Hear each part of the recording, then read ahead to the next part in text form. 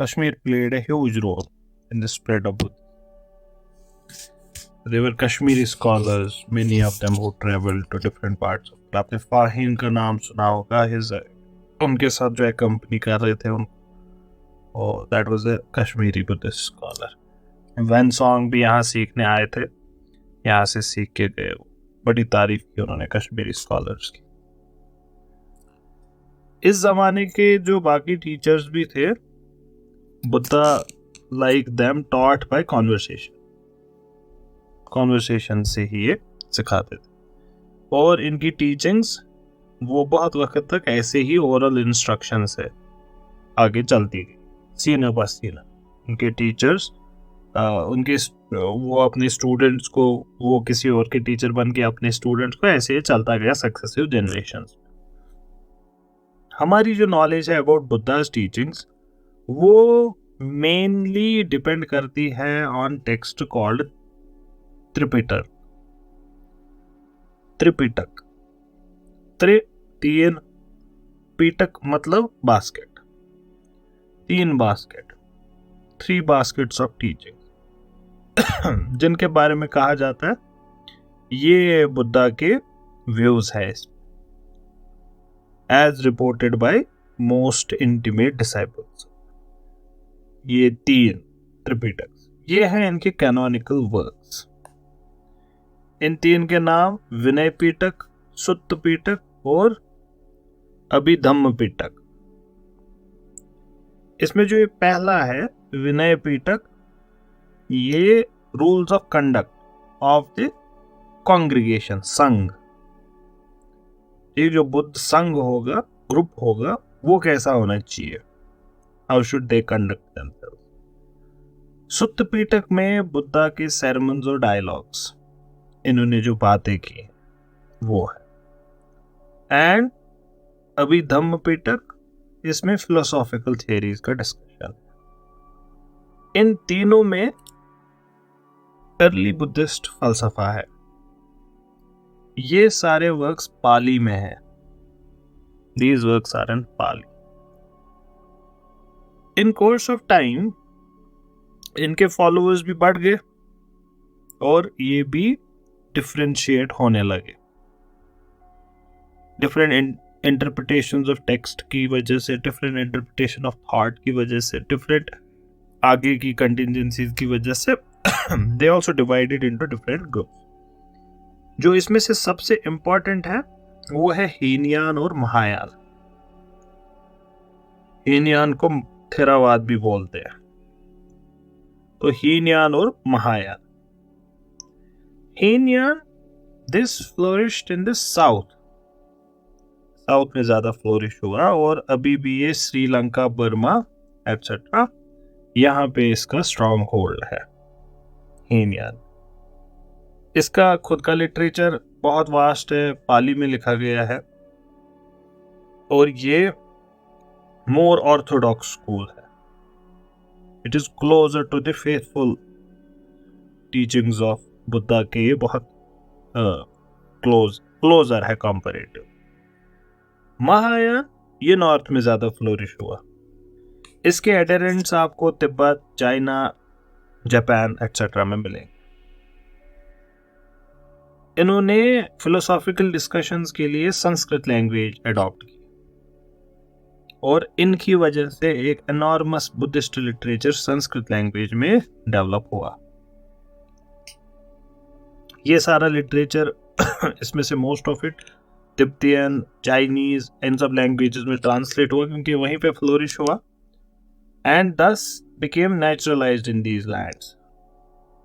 बहुत सारे ऐसे वैल्यूएबल संस्कृत वर्क्स जो अब हिंदुस्तान में मौजूद है नहीं, they're lost in India, they were recovered from these translations and restored to Sanskrit. मैंने ये इसका जिक्र आपको पहले भी एक बार किया जब हम वेन सॉन्ग की बात कर रहे थे कि some of Sanskrit manuscripts survive only because he took them with him when he came to India.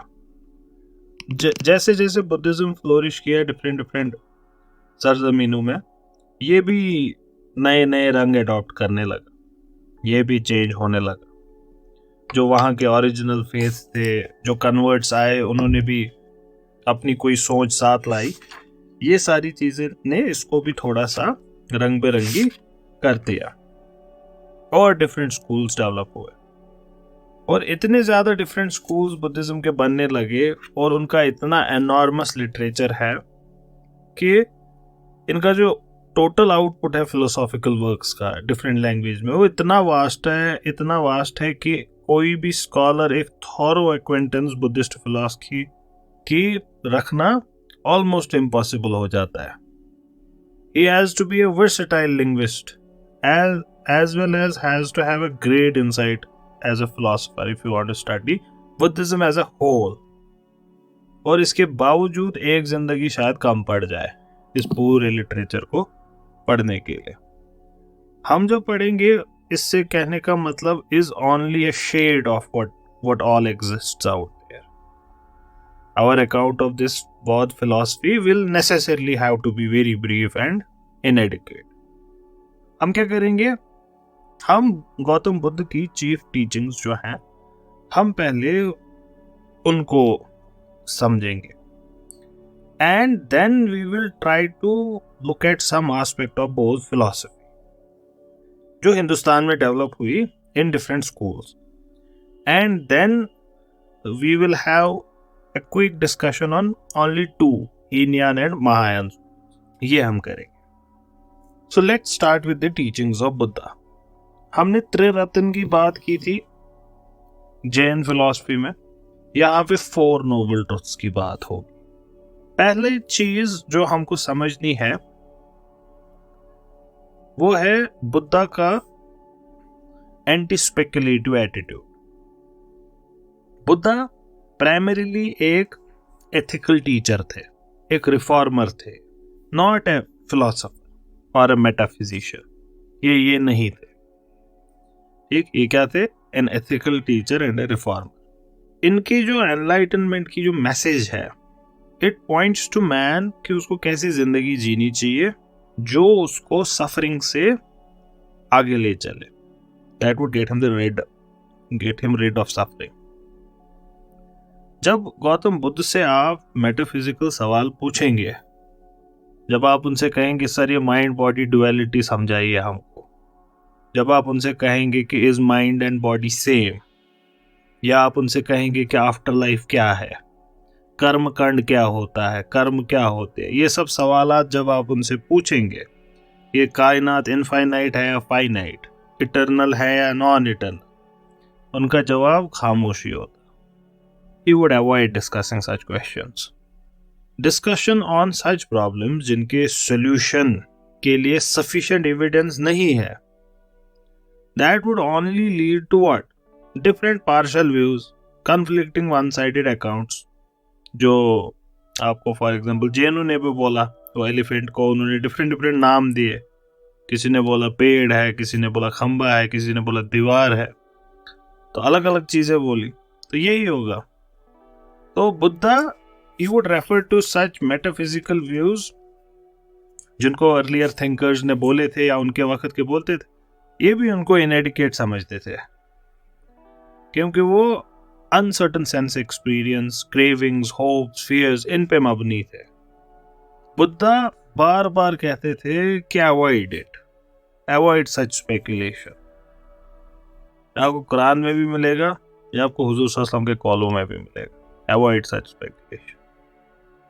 बार बार ये आपको कहते थे। क्यों? गौतम बुद्ध कहते थे कि it does not help you in any way ये सवालों इन बहसों में पढ़ना। हक है, मैं आपको बराबर यही बात कहता रहता। क्या कहते थे? It helps you in no way in achieving your goal. ये आपको इससे कभी अचीव ही नहीं होगा ये बहसों में पढ़कर। क्या करोगे इन बहसों? कुछ नहीं। कहते हैं कि इसका उल्टा होता है इन बहसों से। ये जो आपको ये विमुक्ति मिलनी चाहिए थी, arhatship, the state of freedom from suffering, इसका ऑपोजिट होगा अगर आप इन बहसों में जाओगे। जो इंसान है ना आपके सामने एक्सपीरियंस होगा, आप खुद बोलेंगे कि यस दिस इज ट्रू। जो लोग those who indulge in such speculation, they remain all the more entangled in the net of theories. In theories में वो हमेशा उलझे रहेंगे जो उन्होंने खुद बनाई होती है। सबसे बड़ी दिक्कत है क्या इंसान की? गौतम बुद्ध कहते थे एंड ऑफ मिजरी।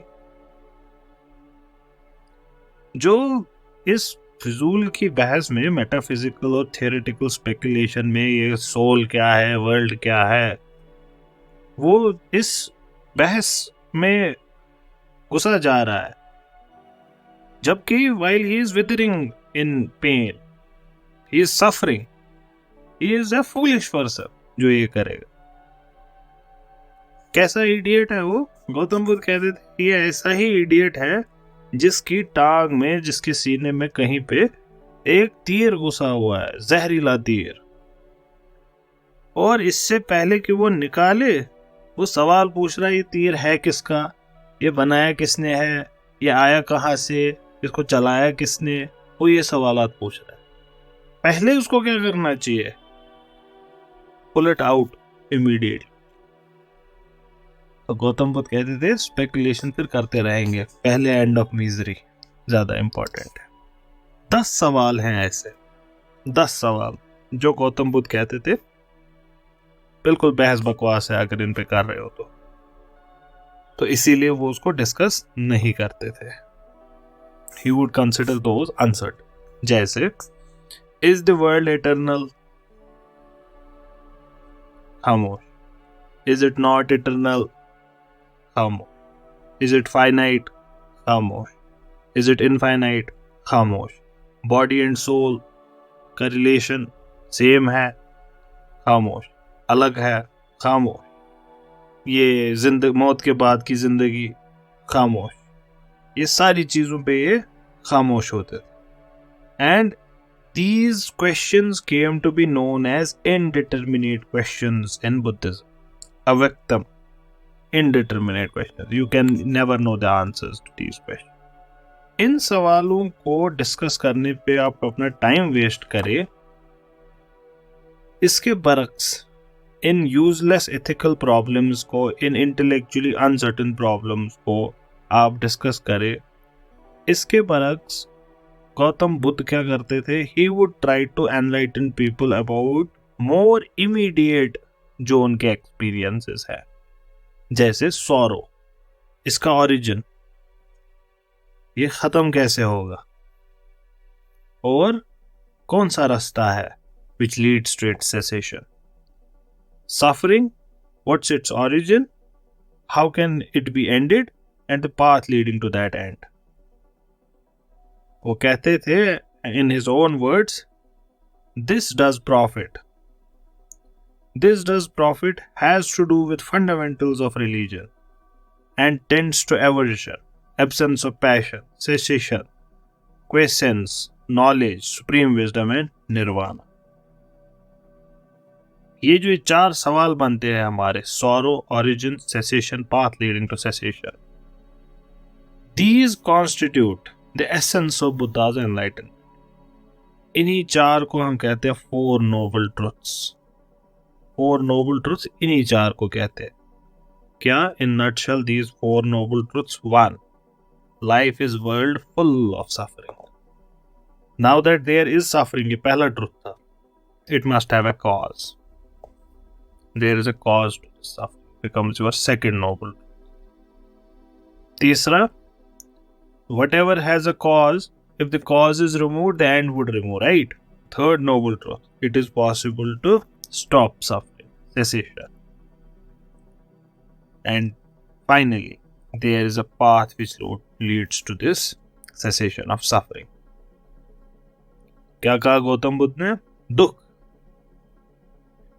दुख समुदाय, दुख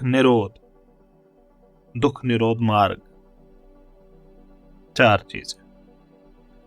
पूरा आपको बौद्ध मत, पूरा आपको गौतम बुद्ध की टीचिंग्स इन 4 में मिल जाएगी। This is the nutshell of his teaching. So let's start with the first noble truth about suffering.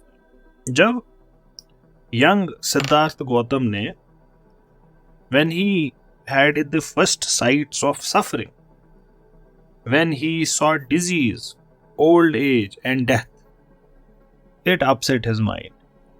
एक enlightened mind गौतम बुद्ध जैसा, the very essential conditions of life, human and subhuman, they appeared without exception to be fraught with misery. ये नहीं था कि गौतम बुद्ध को ये तीन चीजें दिखी ना, हम बात कर रहे हैं इंसानी हिस्ट्री में ये चंद लोग होते हैं जिनको आप उंगलियों पे गिन सकते हैं जो इस लेवल पे पहुंचते हैं, जिनकी इतनी बड़ी हस्ती होती है। अब कितने लोग ही होंगे, 10 से ज्यादा 20 लोग होंगे ऐसे पूरी इंसानी हिस्ट्री में, और दैट्स ए ह्यूज रेशियो। अब इस वक्त करंटली 8 बिलियन लोग हैं दुनिया में, और ऐसे काउंट करते जाएंगे कम से कम 1000 बिलियन लोग जिए होंगे आज तक, उनमें से 20 लोग हैं, उससे भी कम ही होंगे, ज्यादा नहीं, ठीक, जिनकी ऐसी लेगेसी है। ये वो शख्स देख रहा है, तो ये तीन ही चीजें देखकर ऐसा ना समझे कि ये तीन चीजें देखी। When he saw these three things, he saw a whole universe, and he realized कि life is finally at the end of the day misery. मौत से पहले आदमी गम से निजात पाए क्यों? Gautam Buddha realized this. Birth painful, रोता है बच्चा, रोती है माँ, old age painful, बीमारी painful, death, sorrow, grief, despair, सब कुछ is misery, sarvam dukkha. All this is born of attachment. हमने जब पहले बात की थी when we started with the introduction to Indian philosophy, मैंने आपको तब ये बोला और मैं बार बार आपको बोलता गया, चारवाक में भी, जैन में भी, कि ये जो ये पेसिमिज्म है, pessimism of this type, this is common to all Indian school, लेकिन इसको पेसिमिस्टिक व्यू देखना इज डूइंग इनजस्टिस। अगर ये यहीं पे रुकेंगे और आगे सोल्यूशन नहीं देंगे, then it would be pessimistic, लेकिन ये सब आगे बढ़ के इसका सोल्यूशन दे, so it would be called courageous to accept this reality. तो जब गौतम बुद्ध ने भी इस चीज को एक्सेप्ट किया, तो that means another common thread between all Indian philosophers, he supported all of them कि यस, ये मामले में तुम लोग सही हो। सो यू कैन से कि Indian philosophy is revolved around this question, how to end suffering. इसमें एक्सेप्शन कौन सी होगी? चारवाक मटीरियलिस्ट्स की, they will be the only people who would take an exception. वो तो बिल्कुल नहीं मानेंगे कि ये जो wholesale condemnation of life की गौतम बुद्ध ने, they would point out to different sources of pleasure that exist alongside that pain. लेकिन गौतम बुद्ध या फिर बाकी इंडियन थिंकर्स वो क्या जवाब देंगे? They would say ये जो दुनियाई प्लेजर्स हैं, ये तुमको प्लेजर्स इसलिए लगते हैं because you are short sighted. They are not pleasures. इनका जो ये ट्रांजिटरी नेचर है, जो पेन आपको मिलता है फेल्ट ऑन देयर लॉस, और जो उससे पहले दर्द होता है, the fear of losing them, ये सारी चीजें, will consequences etcetera, they make pleasures lose their charm and they become sources of anxiety. बच्चे परेशानी का बाइस नहीं होते माँ बाप के लिए, निकला कर से सही सलामत आना चाहिए, पढ़ाई कब करेगा, उसका क्या होगा, सेहत, ये सारी चीजें परेशानी। पहले आपको लगता है वाह बच्चा क्या खुशी है, तो गौतम बुद्ध वुड से कि everything has anxiety associated with it. तो ये था पहला noble truth, very simple to understand, सर्वम दुख। Second noble truth, it is about the cause of suffering. It is also called the chain of 12 links. The chain of 12 links. अब देखते हैं क्या है ये जो ये फैक्ट ऑफ सफरिंग है, ये सभी इंडियन थिंकर्स ने एक्सेप्ट किया। हमने पिछली बार भी बात किया, लेकिन इसका डायग्नोसिस और इसका सॉल्यूशन ये सब का सेम लेकिन नहीं है। बुद्ध इसका ओरिजिन कैसे डिस्क्राइब करते हैं? By his theory called pratityasamutpada. Pratityasamutpada, the concept of natural causation, बहुत इंपॉर्टेंट। कंसेप्ट बुद्धिज्म का, the conception of natural causation. क्या होता है ये कहते हैं नथिंग इज अनकंडीशनल। अनकंडीशनल कोई चीज नहीं है, किसी भी चीज की existence depends upon certain conditions being fulfilled, तभी वो एग्जिस्ट करेगा। और अगर ये सही है कि हर एक चीज की existence is dependent on some condition, there must be something which being there our misery comes into existence. अगर हर एक चीज कंडीशनल है, if everything depends upon something for its existence, then our suffering also depends upon something. जो हमारी life की suffering है, old age, death, despair, ये सारी चीजें जो है हमारी जिंदगी में, गौतम बुद्ध कहते हैं all this is because of birth. पैदा ही ना होते तो मसला ही ना होता। मेक सेंस अभी तक? If you were not alive, if you were not born, you would not be suffering all this. Birth, why does birth take place? Birth भी, इसका भी कोई कॉजेशन होगा तब। Everything is conditional, birth also has its conditional. will to become, the will to become, the predisposition to be born, the force of birth blind tendency that causes our birth. लेकिन ये tendency है क्यों? What is the cause of this tendency? You said everything is conditional. This also must have some condition. Yes, it has a condition.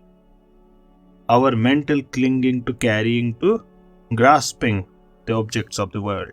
जो लोभ है हमारे अंदर, we want this world, these worldly pleasures, etc. We want all these, जो हमारे mental clinging है to grasp the objects of the world. This is the condition responsible for our desire to be born. तो ये जो हमारे अंदर clinginess है, ये कहां से आई? इसकी भी कोई कंडीशन होगी। तो Gautam Buddha responds, the clinging is due to our thirst, तृष्णा, आवर क्रेविंग्स। हमारे अंदर जो क्रेविंग्स हैं, to enjoy objects, to enjoy beautiful sight, to enjoy sound, to enjoy things which we enjoy. The next question, as you would understand by now, is ये desire हमारे अंदर कहां से आई? हमने तो उनको कभी टेस्ट किया नहीं उससे पहले।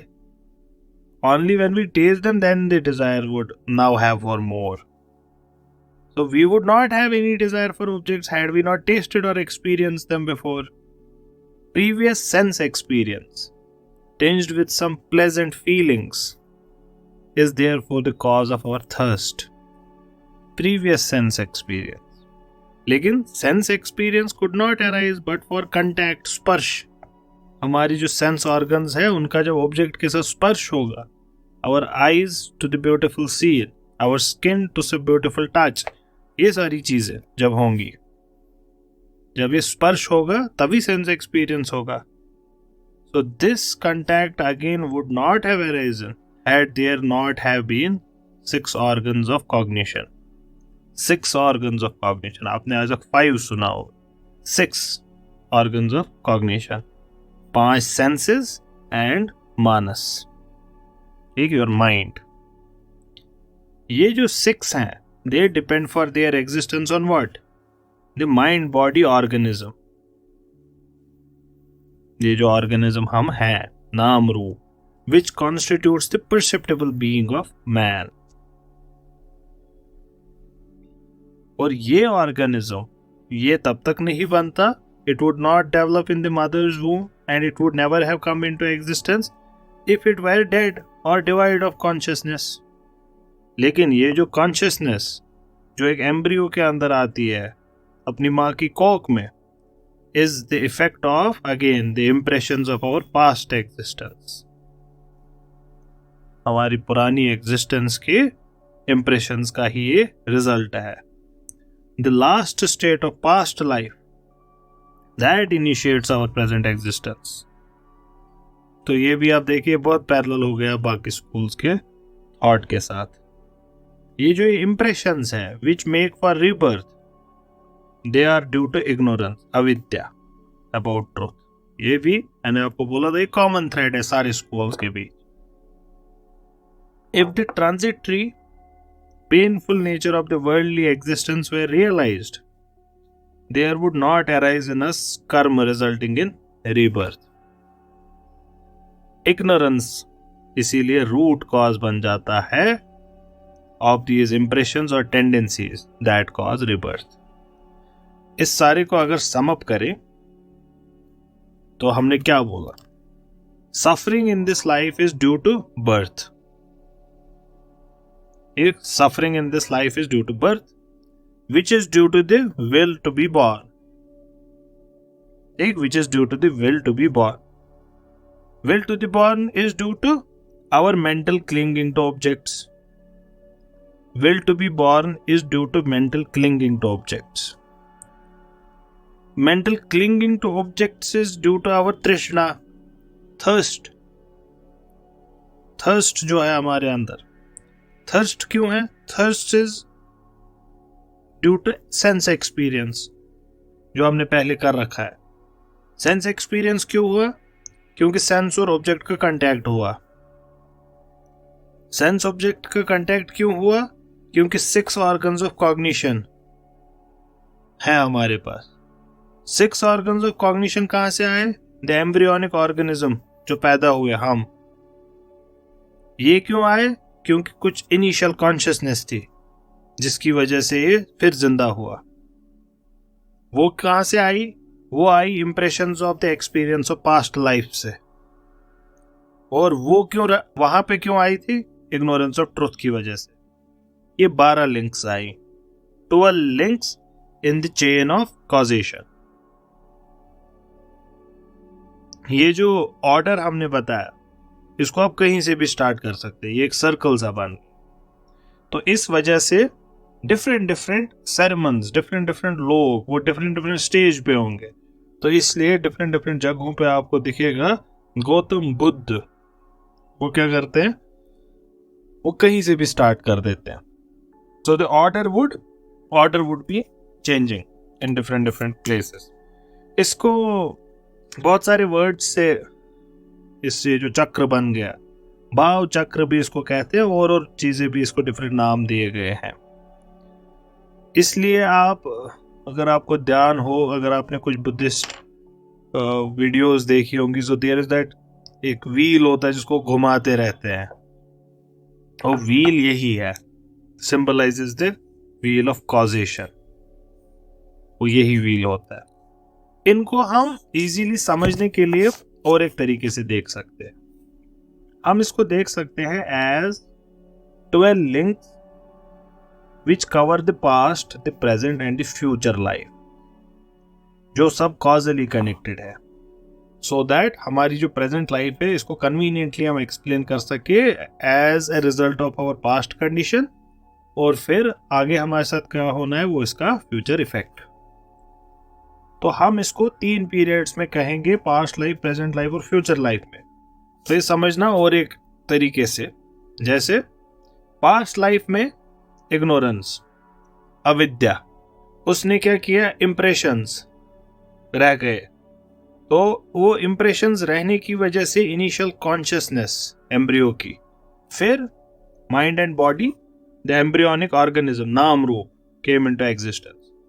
फिर प्रेजेंट लाइफ में इसके पास 6 organs of knowledge. Present life में फिर इनकी sense contact with the world, फिर इससे सेंस एक्सपीरियंस। ये जब हमने एक्सपीरियंस किया फिर हमारे अंदर तृष्णा रहती है। तृष्णा लीड्स टू क्लिंगीनेस, क्लिंगिंग कि वी वांट मोर, मौत नहीं चाहिए अब, and this leads to tendency to be born again. Then rebirth takes place, old age and death finally. Before we close this topic, we may note one very important contribution made by Indian thinkers in general and Buddhist thinkers in particular. क्या है वो? The conception that the external phenomena of life or the living organism is due to an internal impetus of desire, consciously or unconsciously. Evolution of life को डार्विनिस्ट या anti डार्विनिस्ट जो modern biologist है वो इसको कैसे कहते हैं? With the help of material conditions जो इनहेरिटेड है एंड एनवायरमेंटल है. The first appearance of a horn on the cow's head और the formation of an eye, ये उनके लिए क्या है? एक एक्सीडेंटल वेरिएशन है, स्लो और सडन, बट है तो एक वेरिएशन. ये बर्गसन फ्रेंच फिलोसोफर है.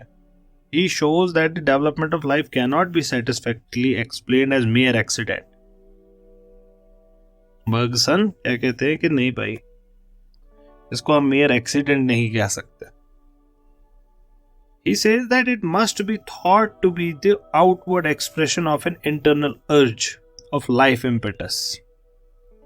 जो बुद्धा का बेसिक प्रिंसिपल है जिंदगी की एक्सप्लेनेशन का, भाव, internal predisposition, the tendency to be leads to birth, or that consciousness is the condition of development of embryo.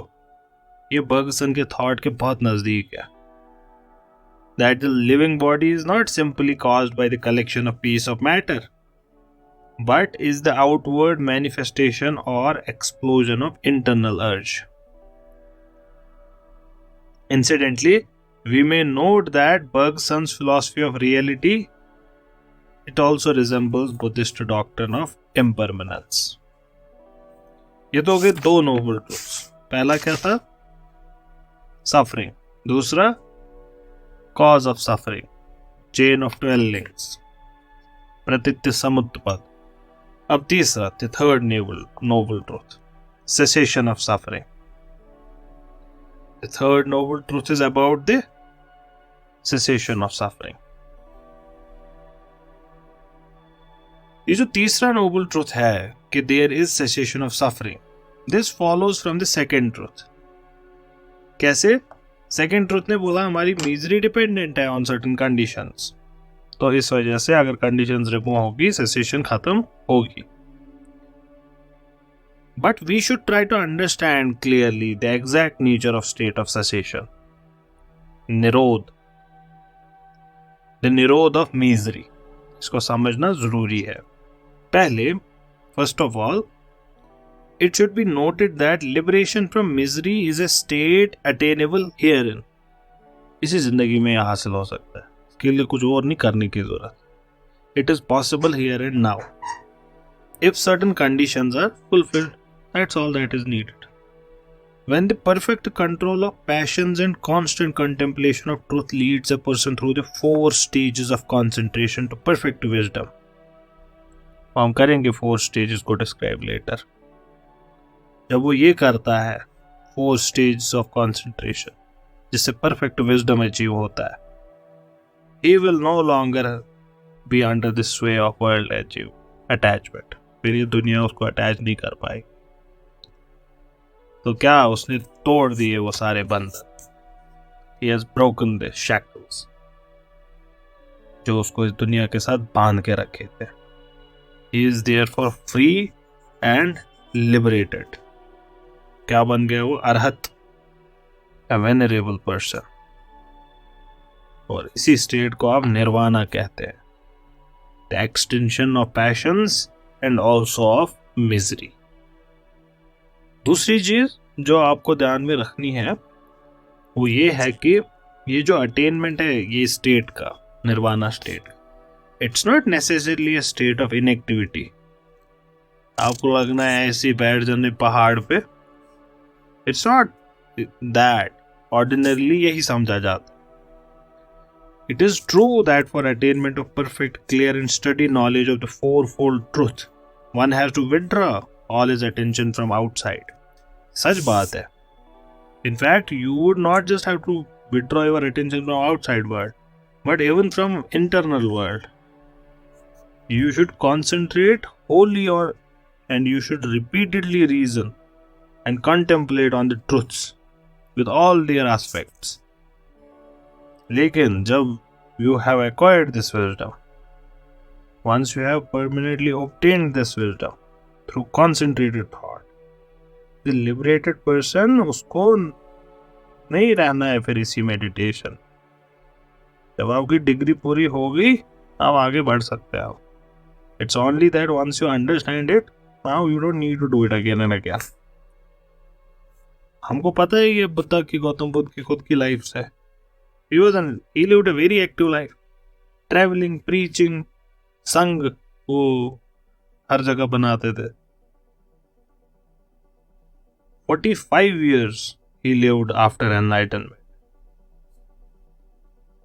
और इनफैक्ट अपने लास्ट दिनों तक, when he passed away, तब तक he did it, traveling, preaching and all of these things. So liberation then is not incompatible with the activity of life. ऐसा नहीं है। गौतम बुद्ध ने कहा 2 तरीके की एक्शन होती है। One that is done under the influence of attachment, hatred or infatuation, राग, द्वेष, मोह। Another that is done without these. Parallel आपको दिख रहा होगा जैनिज्म, आपको हिंदुइज्म में भी ये पैरेलल इसका दिखेगा। ये जो ये राग, द्वेष और मोह है, जिसकी वजह से जो एक्शन हुई होती है, they strengthen our desire to cling to the world and they generate seeds of karma causing rebirth. ये वाले एक्ट है। अगर आप निष्काम कर्म करोगे तब नहीं होगा मसला। ये जो दूसरा टाइप ऑफ एक्शन है जो विदाउट दीज होगी, which is done with perfect insight into the real nature of the universe without any attachment, that does not create a karma producing rebirth. उससे नहीं होता। गौतम बुद्ध इन दोनों में क्या डिफरेंस पॉइंट आउट करते हैं, is like that between the sowing of ordinary productive seeds and the sowing of seeds which have been fried and made barren. जो इन दोनों में फर्क होगा, एक से पौधा निकलेगा, एक से नहीं निकलेगा। जब Gautam Buddha when he achieved his enlightenment, he was at first reluctant to work, लेकिन कुछ ही वक्त के बाद his enlightened heart, it began to beat with sympathy for others who are still in pain and suffering. And that's when he realized that it is proper that the raft should be constructed with toil, with which he got across the flood of misery, and should be left for others and not allowed to perish. बाकी सब लोगों को भी इस पे चढ़ने का मौका मिलना चाहिए। निर्वाणा वो तब कैसे दिखाएंगे? Does not require the arhat to shun activity. On the contrary, love and sympathy for all beings increases with enlightenment, and persuade the perfect man to share his wisdom with them. अगर ये सही है बुद्धा की life के बारे में कि this increased his love for others and he increased in his then he started working for them. If this is the correct interpretation of his life and teaching, तब ये गलत होगा सोचना कि nirvana means total extinction of existence. सब लोग ऐसा ही समझते हैं कि निर्वाण में कुछ आप लाइट बन के निकल जाते होंगे दुनिया से। एटिमोलॉजिकल मीनिंग जो है इसकी निर्वाणा की is blown out, the metaphor of blown out light. Usually जैसे मैंने भी आपको अभी बोला, लिबरेटेड सोल को हम ऐसे ही समझते, कुछ वो लाइट में तब्दील होकर निकल गया होगा कहीं और। इस एटिमोलॉजिकल मीनिंग की वजह से and the negative description of nirvana as the absence of physical and mental states, this has led to some interpreters of Buddhism, both Buddhist and non-Buddhist. उन्होंने निर्वाणा को एक्सप्लेन किया है as complete cessation of existence.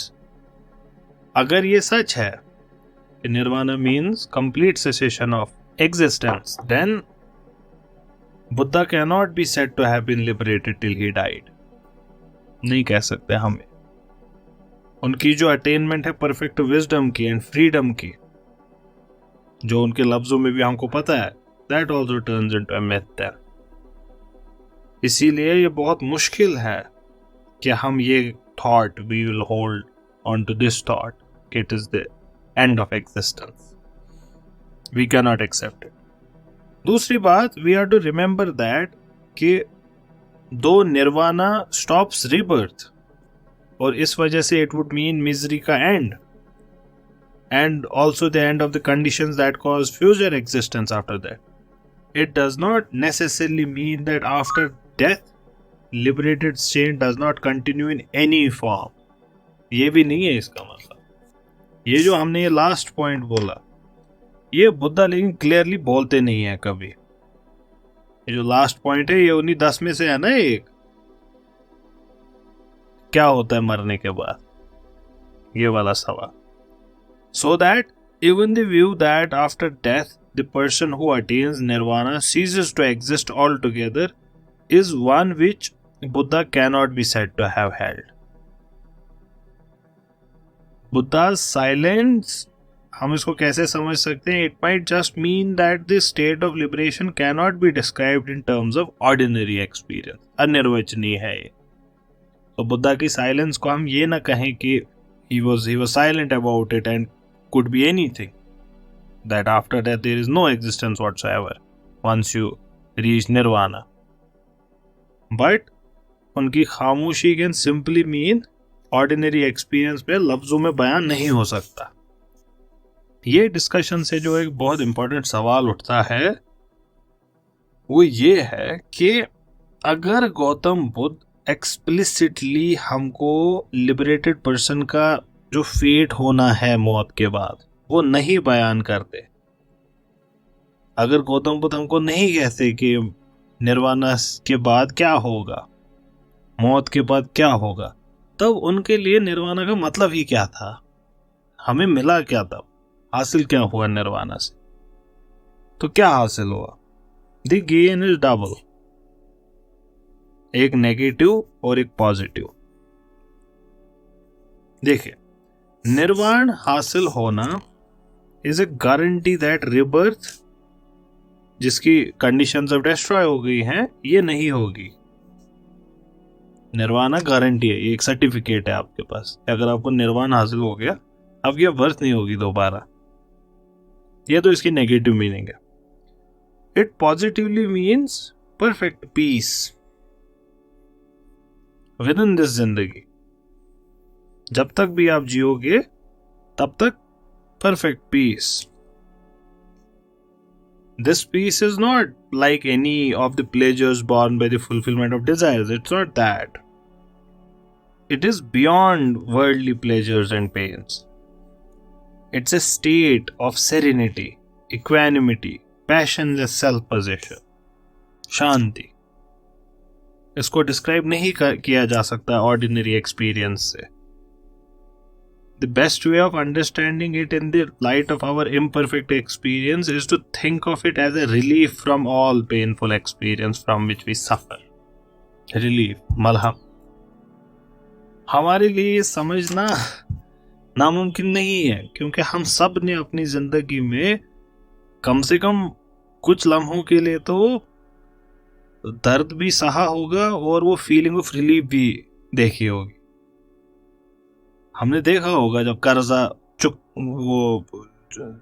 क्या कहते हैं उसको, चुकाना, जब when we pay our debts, वो फीलिंग उस वक्त, and it's done. जब दर्द हो रहा होता है और वो दर्द का खत्म हो जाता है, when it's done. When someone is suffering and it's your loved one and that suffering ends, that feeling, कोई चीज खो जाना फिर मिल जाना. तो हमने वो सब चीजें फेस की हैं. So we can understand थोड़ा सा glimpse of what this state would mean and there would be no suffering.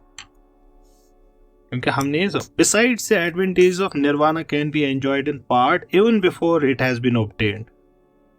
निर्वाण हासिल करने से पहले भी आपको इसके कुछ फ्रूट्स मिलेंगे, क्योंकि आपने partial fulfilment of its condition जो है शुरू की, तो धीरे धीरे आपका ऑलरेडी लाइफ बेहतर होती जाएगी.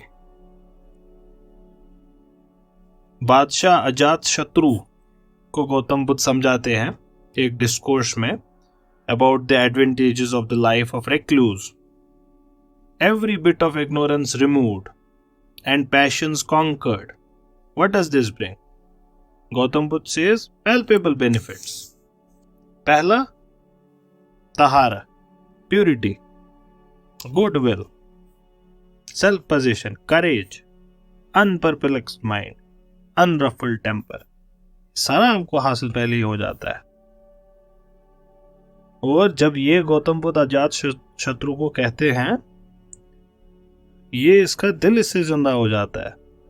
And then he continues to pursue the goal of nirvana. Nagasena एक बहुत बड़े बुद्धिस्ट फिलोसोफर गुजरे हैं। ग्रीक बादशाह मिनेंडर, मिलिंद कहते हैं। मिलिंद के क्वेश्चंस गूगल करें आप तो यू वुड अंडरस्टैंड ये किसको कोट कर रहे हैं। तो ये जो ग्रीक किंग थे Menander, Milind, so he accepted his Nagasena accepted his discipleship and tried to convey to him the idea of the blissful character of nirvana।